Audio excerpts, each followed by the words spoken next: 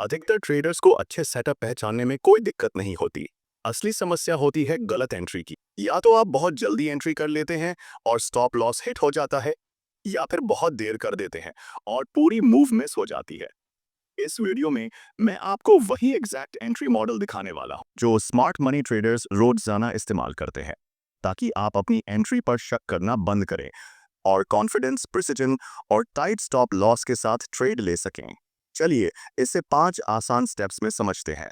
Step 1, liquidity zone की ताकत समझिए। सटीक एंट्री से पहले यह समझना जरूरी है कि कहां एंट्री करनी है, और जवाब है लिक्विडिटी के आसपास। लिक्विडिटी जोन वो जगह होती है जहां चार्ट पर बड़ी मात्रा में स्टॉप लॉस और पेंडिंग ऑर्डर्स पड़े होते हैं, अक्सर पिछले हाई के ऊपर या पिछले लो के नीचे। स्मार्ट मनी ट्रेडर्स कभी भी प्राइस का पीछा नहीं करते। वे कीमत को पहले लिक्विडिटी उठाने देते हैं और उसके बाद उलटी दिशा में एंट्री ढूंढते हैं। अगर आप लिक्विडिटी के आसपास एंट्री नहीं कर रहे, तो आप पहले से ही ऑड्स के खिलाफ ट्रेड कर रहे हैं। आपका काम है लिक्विडिटी पूल्स पहचानना, प्राइस को उन्हें स्वीप करने देना और तभी ट्रेड की तैयारी करना। Step 2, CISD change in state of delivery ढूंढिए। सिर्फ लिक्विडिटी छू लेने से प्राइस रिवर्स नहीं होती, आपको कंफर्मेशन चाहिए, और वही देता है CISD। CISD पहला साफ संकेत होता है कि मार्केट की दिशा बदल रही है। मान लीजिए प्राइस लगातार लोअर हाई और लोअर लो बना रही थी और सेल साइड लिक्विडिटी लेने के बाद अचानक पिछला लोअर हाई तोड़ देती है। यही है स्ट्रक्चर शिफ्ट, यही है आपका CISD। अगर प्राइस सिर्फ लिक्विडिटी छूकर बिना स्ट्रक्चर बदले वापस आ जाए, तो वो फेक आउट भी हो सकता है, लेकिन लिक्विडिटी स्वीप CISD आपको देता है असली कॉन्फिडेंस, और यहीं से आपकी एज शुरू होती है। स्टेप 3, फेयर वैल्यू गैप से एंट्री को रिफाइन करें। CISD के बाद अगली सबसे जरूरी चीज है fair value gap, FVG। Fair value gap वो असंतुलन होता है जहां प्राइस बहुत तेजी से मूव करती है और कुछ ऑन ऑर्डर्स अनफिल रह जाते हैं। स्मार्ट मनी इन्हीं एरियाज को अगली मूव के लिए फ्यूल की हुई तरह इस्तेमाल करती है। अक्सर CISD के बाद प्राइस पुल बैक करती है, और अगर वो फेयर वैल्यू गैप में वापस आती है, तो वही बनता है हाई प्रोबेबिलिटी एंट्री जोन। अब आप अंदाजा नहीं लगा रहे, आप प्राइस को अपने पास आने दे रहे हैं, उस जगह पर जहां पहले मार्केट मेकर्स ने मूव किया था। नतीजा टाइट स्टॉप लॉस, सटीक एंट्री, बेहतर रिस्क रिवॉर्ड।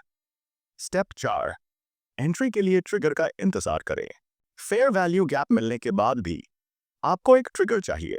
स्मार्ट मनी के दो सबसे पावरफुल ट्रिगर हैं breaker block, rejection wick. Breaker block तब बनता है जब प्राइस किसी फेल हुए ऑन ऑर्डर ब्लॉक को रीटेस्ट करके रिजेक्ट हो जाती है। रिजेक्शन विक तब दिखती है जब प्राइस FVG को छूते ही तेजी से रिजेक्ट हो जाती है और एक लंबी विक छोड़ देती है। दोनों संकेत बताते हैं कि मार्केट मेकर्स उस लेवल को डिफेंड कर रहे हैं। जैसे ही यह रिजेक्शन कंफर्म हो, एंट्री लें और स्टॉप लॉस को इनवैलिडेशन के ठीक बाहर रखें।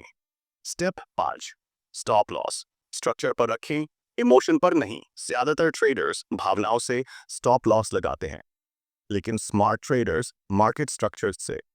स्टॉप लॉस हमेशा उस लेवल के बाहर होना चाहिए जो आपकी ट्रेडिंग आइडिया को गलत साबित करता है।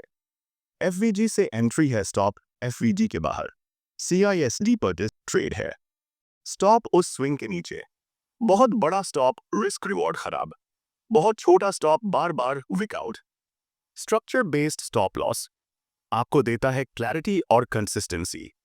पूरा एंट्री मॉडल एक लाइन में।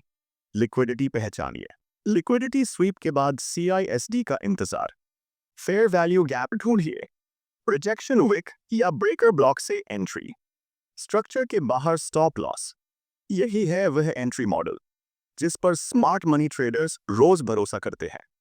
जब आप इसे अपनाएंगे, ट्रेड फोर्स करना बंद करेंगे, ओवर ट्रेडिंग रुकेगी और ट्रेड करेंगे क्लैरिटी और कॉन्फिडेंस के साथ। अगर आप इसे लाइव मार्केट में काम करते देखना चाहते हैं, तो अगला वीडियो जरूर देखें।